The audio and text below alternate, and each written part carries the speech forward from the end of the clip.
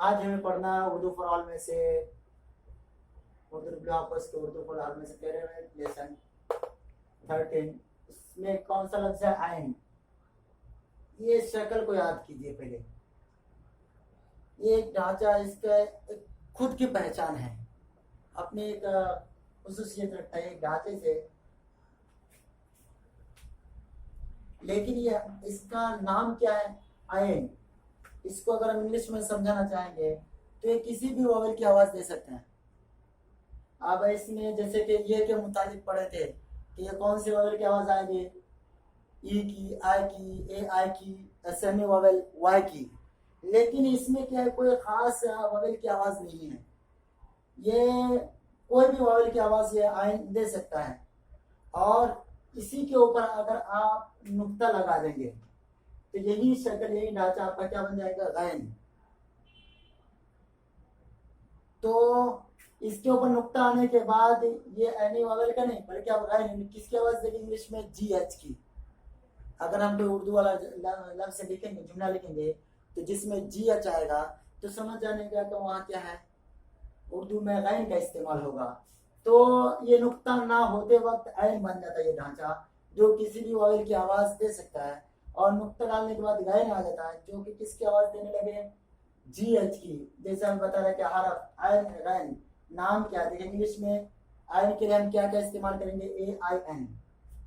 ये भी अगर उर्दू इंग्लिश हम उर्दू वाले लफ्ज को इंग्लिश में लिखते हैं, अगर वह ए आई एन आ गया, अब उसका उर्दू हम लिखना चाहते हैं उर्दू के तहरीरों में, तो फिर हम उर्दू रस्मुल खत में लिखना चाहेंगे तो वहाँ ऐन आ जाएगा। ऐसे ही जहाँ इंग्लिश वालों को लिखेंगे, उर्दू वाले लफ्ज को इंग्लिश ही के अल्फाबेट में लिखेंगे, तो जहाँ जी एच ए आई एन की आवाज है, यानी जी एच जहाँ भी लगाना पड़े तो हमें समझ जाना पड़ेगा कि उसमें क्या है। उर्दू अगर हम खत में लिखना चाहे, रस्मुल खत में, तो उस वक्त हमें गैन लिखना है। इसकी आवाज क्या आएगी? तो ऐन की आवाज वोवेल लेटर की है, कोई से भी वॉवेल आ जाएगी। इसमें कोई खुसूसियत नहीं कि ई की, आई की, ओ की, यू की, या फिर सेमी वॉवेल वाई की आएगी, नहीं, कोई सी भी आ सकती है उसमें। जी कैन के लिए आवाज है जी एच की। इसमें बताया कि वेरिएंट, इसका फर्क क्या है, तो इसको हम पहचानने के लिए इसको अगर लिखते हैं कहीं भी उर्दू में, तो इसका रस्म खत 3 तरीके से आता है आइन की। ऐसे गैन के इसको ऊपर नुक्ता लगा देंगे हो जाएगा।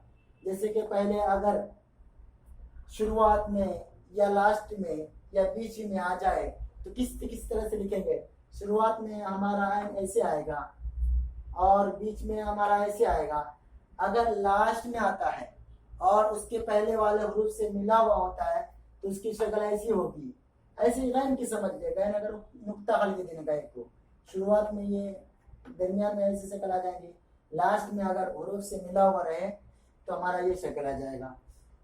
इसके दूसरे में नोट ऑन प्रोनाउंसिएशन, यानी गैन की जो हम तलफ़ुज़ करेंगे, इसके तरफ प्रोनाउंसिएशन मतलब तलफ़ुज़ करना, उसको किस तरह से अदा करना है जबान से, उसका तरीका बतलाया है कि गैन को अदा करने के लिए हलक जो है ना, हलक उसके बैक यानी लास्ट वाले आखिर वाले हिस्सा जबान गला को बंद करता है, हलक को बंद कर डालता है। जैसे कि यानी हलक को थोड़ा ऊपर उठा करके सांस को वहां गले को बंद कर देना जबान के लास्ट वाले हिस्से से, इस तरह से अदा होगा। जैसे गैन गैन, तो जबान के आखिरी हिस्से से अदा करना। शुरुआत से इधर से बोलते हैं, देख सकते हैं इधर से बोलने का, और गले का हलक को बंद करके अदा करने का नाम क्या है? गैन है। अब इसकी कुछ मिसालें दिए हैं कि गैन, अब सीखना क्या है, इसको लिखने का तरीका क्या है। बता दें, variant of the letters are different in initial, medial and final position. कि इसका लिखने का तरीका जो मैंने पहले बताया था यहाँ पे उस वक्त है कि अगर शुरुआत में आएगा तो उसका अलग है, उसकी अलग शक्ल बनेगी, दरमियान में अलग, लास्ट में अलग। जैसे शुरुआत में देखिए ऐसे आएगा आइन, ऐसे दरमियान में आइन की शक्ल ये बन जाएगी और लास्ट में आइन की शक्ल ये बन जाएगी। और गैन की भी ऐसे ऊपर नुक्ता देंगे, शुरुआत में ऐसे बन जाएगा और दरमियान में ऐसे, ऐसे लास्ट में ए शक्ल का बन जाएगा। लेकिन इसमें लिखा है कि in the final position of a word note that when an group letters are preceded by a contactor the final position variant is used, यानी जब ऐन या गैन लास्ट में आए, किसी भी लफ्ज के आखिर में आता है और वो उससे पहले वाले जुमले से मिला हुआ होता है, तो उसकी शक्ल ये बनेगी, बताएं ऐसी बनेगी।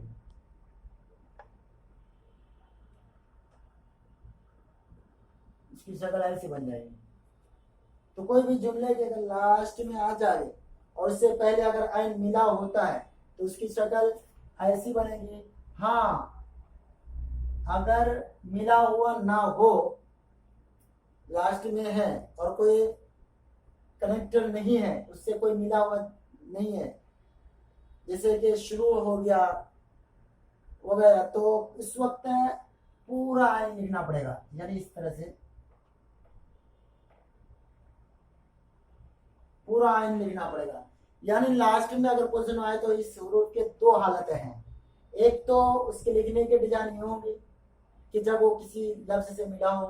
हाँ, अगर मिला नहीं है, जैसे कि लास्ट में है, अलिफ के बाद है, वाव के बाद है, रे के बाद है, दाल के बाद है, जाल के बाद है और जे के बाद है वगैरह, ये सब के बाद है, तो उस वक्त क्या है, इस तरह से आयन को लिखना है। तो आयन को यहाँ लास्ट में यूज करने के लिए दो तरीके बयान किए।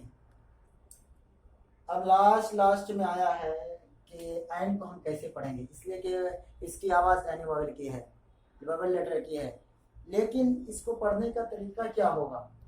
तो बताया कि इसको पढ़ने का तरीका ये है कि हम इसको वॉवेल के साथ मिला करके पढ़ना पड़ेगा। उसके शुरू आगे और पीछे के वॉवेल को देख करके आयन की आवाज हमें निकालनी है।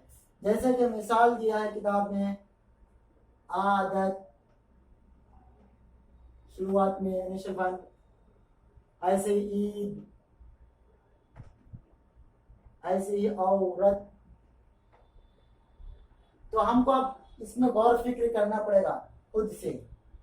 हाँ, क्यों गौर फिक्र करना है, हमने ये के मुतालिक पढ़ चुके हैं कि ये में क्या क्या कायदे हैं,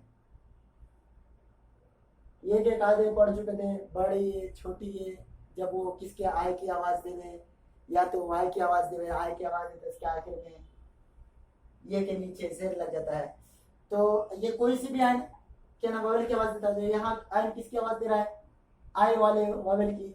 ऐसे आदत ए वाले वॉवेल की, ऐसे औरत ए आय वाले वॉवेल की आवाज।